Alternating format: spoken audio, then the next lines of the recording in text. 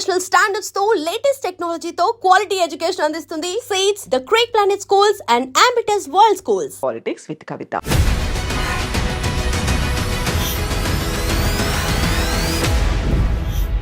నలభై 47వ అధ్యక్షుడిగా డొనాల్డ్ ట్రంప్ బాధ్యతలు స్వీకరించిన తర్వాత ర్యాపిడ్ ఫైర్లో ఆదేశాలు జారీ చేస్తున్నారు. జన్మతహా వచ్చే పౌరసత్వాన్ని రద్దు చేశారు. విదేశాలకు చేసే సహాయాన్ని 90 రోజుల పాటు నిలుపు చేశారు. దీంతో పాటుగా H1 వీసాల మీద చర్చలు, వాదనలు కొనసాగుతున్నాయని చెప్పారు. అండ్ ఆంక్షలు కూడా కొనసాగుతున్నాయి. భారతదేశం మీద ద్వైపాక్షిక సంబంధాలు ఎలా ఉండబోతున్నాయి? ఈ ఎగ్జిక్యూటివ్ ఆర్డర్స్ భవిష్యత్తులోనూ ఇలాంటి సంచలనాలనే కలిగించబోతున్నాయా? మనతో పాటుగా ఉన్నారు డాక్టర్ జయప్రకాష్ నారాయణ గారు. సార్ నమస్తే. నమస్తే కవిత. సార్, గతంలో మనం మాట్లాడుకున్నాం డొనాల్డ్ ట్రంప్ అధ్యక్షుడిగా రాబోతున్నాడు అని. వచ్చేసారు, రాగానే ర్యాపిడ్ ఫైర్ లో ఆదేశాలు అనేవి, ఈ ఎగ్జిక్యూటివ్ ఆర్డర్స్ అనేవి అసలు పెద్దన్నగా మనం భావిస్తుంటాము అమెరికా అని. ఎలా అనిపిస్తున్నాయి సార్ విదేశాల మీద? మనం 2 విషయాలు ట్రంప్ను గురించి గట్టిగా ఆలోచించాలి. ఒకటి, గత 2-3 రోజులుగా ఆయన పని చూస్తున్నట్టయితే చెప్పిన మాట చాలా మేరకు చేస్తాడు. ఎందుకంటే ఇంకోసారి మళ్ళీ అవకాశం లేదు ఆయనకి. వృద్ధాప్యంలో ఉన్నాడు. తన బ్రాండ్, తన మార్క్ ఉండాలని చెప్పని ఏం చేయబోతున్నాడో ముందే చెప్పాడు. ఎన్నికల్లో ఆయన ఏమీ రహస్యం ఏం లేదు, మంచిగానే చెడు కానీ. ఉదాహరణకి క్యాపిటల్ మీద, అమెరికన్ పార్లమెంట్ మీద దాడి చేసిన వాళ్ళు నిజంగా దేశద్రోహం కొడుకున్నట్లెక్క. హింసకు పాల్పడ్డారు, కొంతమంది మరణాల కాలకులైనారు.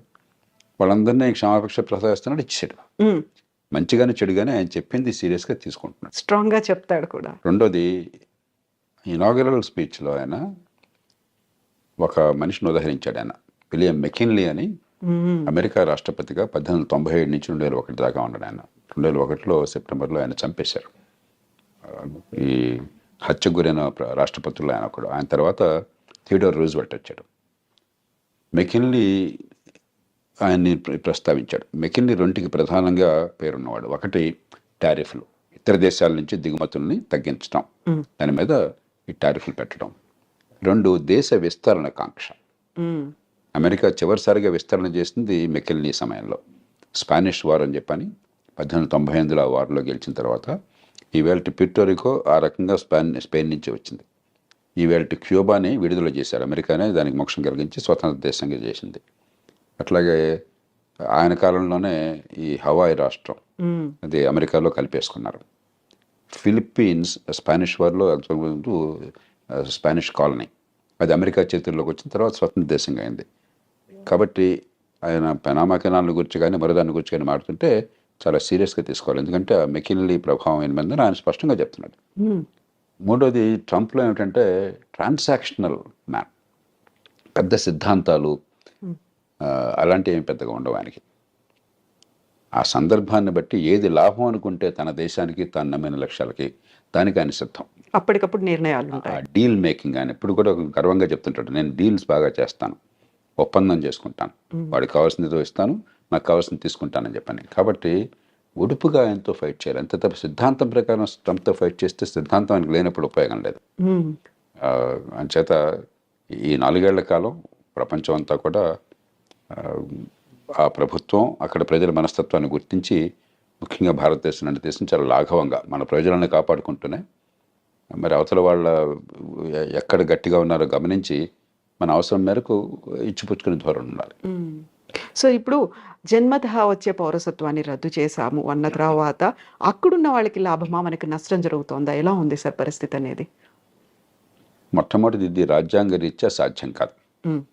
అమెరికన్ రాజ్యాంగంలోనే అమెరికా గడ్డ మీద పుట్టిన వాళ్ళకి పుట్టుకతో పౌరసత్వం వస్తుందని చెప్పి రాసుకున్నారు. పుట్టుకతో పౌరసత్వం వస్తే అతను తీసేయడానికి లేదు ఆ పౌరసత్వాన్ని. రెండోది, పుట్టుకతో పౌరసత్వం ఉన్న వాళ్ళకి కొన్ని పదవులకు అర్హులు. ఉదాహరణకు అమెరికన్ రాష్ట్రపతి, ఉపరాష్ట్రపతి లాంటి వాళ్ళు పుట్టుకతో పౌరసత్వం ఉన్న వాళ్ళు మాత్రమే అర్హులు. మిగతా పౌరులు, ఇతర దేశాల నుంచి పోయిన వాళ్ళు పౌరులుగా ఉంటే అర్హులు కాదు, అలా పెట్టుకున్నారు వాళ్ళు. కాబట్టి అది సాధ్యం కాదు. కానీ ఆయన ఎందుకు చేశాడంటే ఆయన 2 కారణాలుగా, ఒక బలమైన సంకేతాన్ని ఇవ్వాలి, అక్రమ వలసదారులకి వ్యతిరేకము, నేను క్షమించను అని చెప్పడానికి. రెండోది, ఇది ఖచ్చితంగా సుప్రీంకోర్టు దాకా పోతుంది. అమెరికాలో తుమ్మిన దగ్గర సుప్రీంకోర్టు దాకా వెళుతుంది. ఎందుకంటే అది లిటిగేటివ్ సొసైటీ. ప్రతిదానికి ఒక కోర్టుల వివాదాలు, దావాలు, ఆ దేశ సంప్రదాయంలో భాగం అది, ఆ దేశం జన్యువుల్లో భాగం అది. సుప్రీంకోర్టుకి వెళుతుంది. 100కి 99 పాళ్ళు సక్రమంగా ఆ దేశంలోకి చట్టబద్ధంగా ప్రవేశించిన వాళ్ళు గన సంతానం కనుక అయినట్టయితే దాని పౌరసత్వాన్ని సుప్రీంకోర్టు కాదనలేదు. కానీ అక్రమంగా ప్రవేశించిన వాళ్ళైతే అన్డాక్యుమెంటెడ్ ఇమిగ్రెంట్స్ అంటాం, వాళ్ళకి వాళ్ళ పిల్లలకి పుట్టుకతో పౌరసత్వం ఇవ్వవద్దన్న విషయంలో బహుశా సుప్రీంకోర్టు మరి ఇంకొక స్టాండ్ తీసుకోవచ్చు. కాబట్టి భారతీయ సంతతి వాళ్ళకి నేను అనుకోవటం, మన వాళ్ళు 195 మంది భారతదేశం నుంచి వెళ్ళిన వాళ్ళు అమెరికాకి నైపుణ్యము విద్య ఉన్నవాళ్ళు, డాక్యుమెంటెడ్ ఇమిగ్రెంట్స్ అంటే ఈ వీసాలు వగేరా పొంది చట్టబద్ధంగా వెళ్ళిన వాళ్ళు. కాబట్టి వాళ్ళకి ఇబ్బంది ఉండకపోవచ్చు. కానీ అన్డాక్యుమెంటెడ్ ఇమిగ్రెంట్స్ పిల్లలకు మాత్రం ఆ పౌరసత్వం ఉంటుందా లేదని సుప్రీంకోర్టు చేతిలో ఆధారపడి ఉంటుంది. ఇక రాజ్యాంగాన్ని మార్చడం అమెరికాలో దాదాపు అసాధ్యం. అలా కాకుండా అమెరికాలో పుట్టుకతో పౌరసత్వం రాకుండా చేయాలి అని చెప్పని కనుక అన్నట్టయితే అమెరికాలో పార్లమెంట్లో 2 సభలు, senate, American house of representatives, దానిలో 3/2 మెజారిటీ కావాలి, 4/3 రాష్ట్రాలు ఆమోదించాలి. అమెరికాలో ఇది తల్లకిందులుగా తపస్సు చేసినా కూడా సాధ్యం కాదు.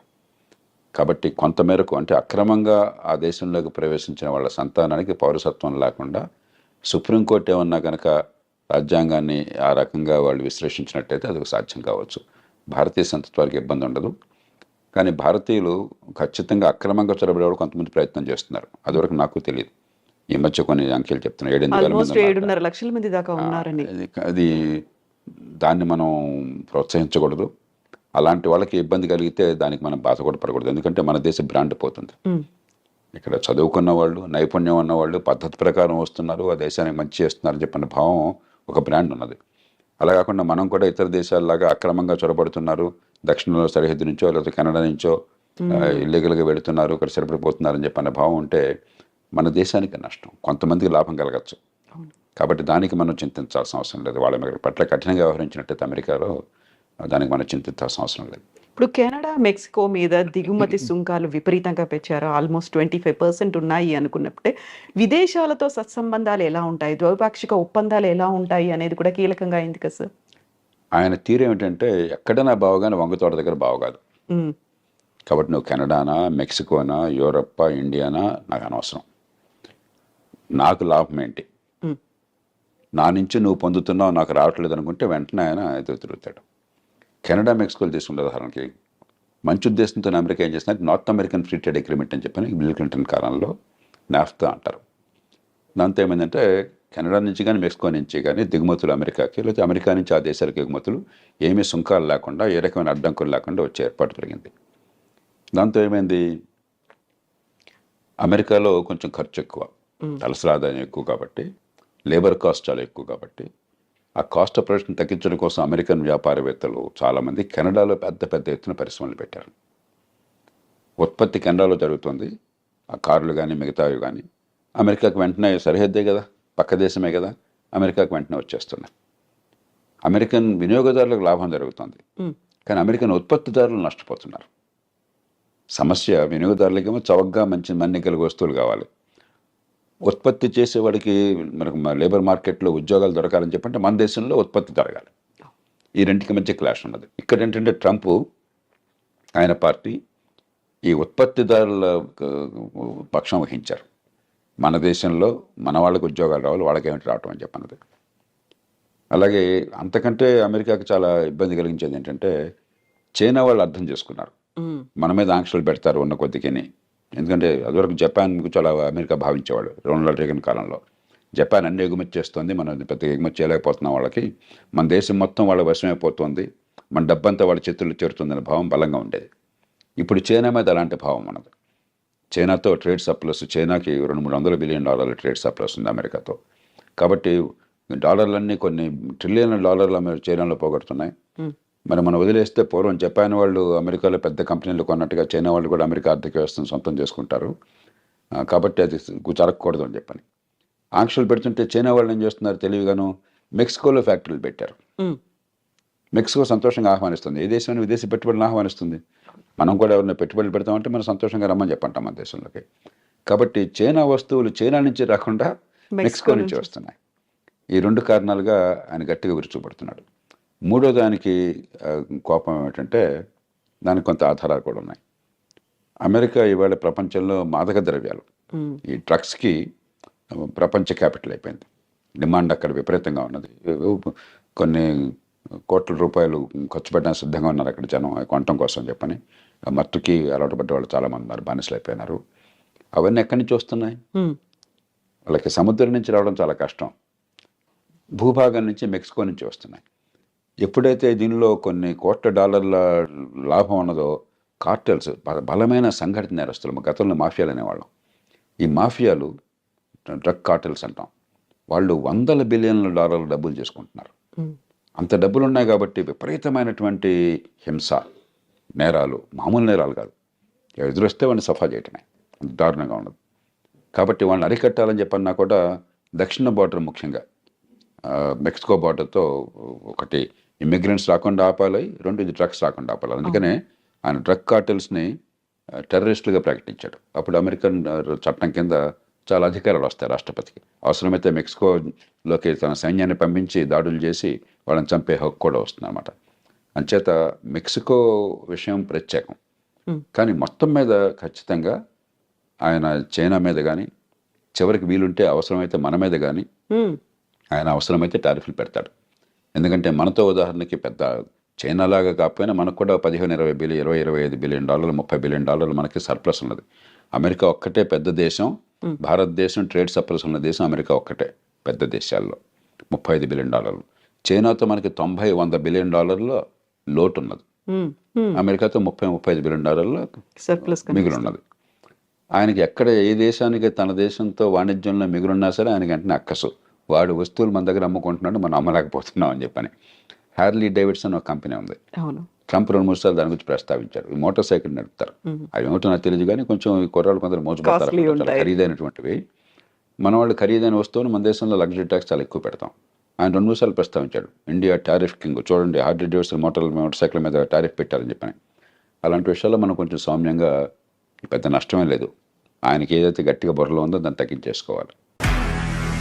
నిజంగా ప్రస్తుతం ఉన్నటువంటి సమాజం దేనికి ప్రయారిటీ ఇస్తుంది? ఆర్థిక సంబంధాల చుట్టూ మాత్రమే తిరుగుతుంది. మళ్ళీ ఎన్నికలంగానే చాలా విరక్తి కలుగుతాను. మంచి అనిపిస్తుంది కదా, లేడీస్ కూడా ఛాలెంజింగ్ జాబ్స్ చేసినప్పుడు చాలా బాగుంటది. ట్రాఫిక్ అసిస్టెంట్స్ గా నియమించిన ట్రాన్స్జెండర్స్ అందరితో సాల్యూట్ చేయించుకుంటున్నారు. ఫుడ్ డెలివరీ ఇవ్వటానికి వెళ్ళినటువంటి డెలివరీ బాయ్ అనిల్ పై కళ్ళ ముందు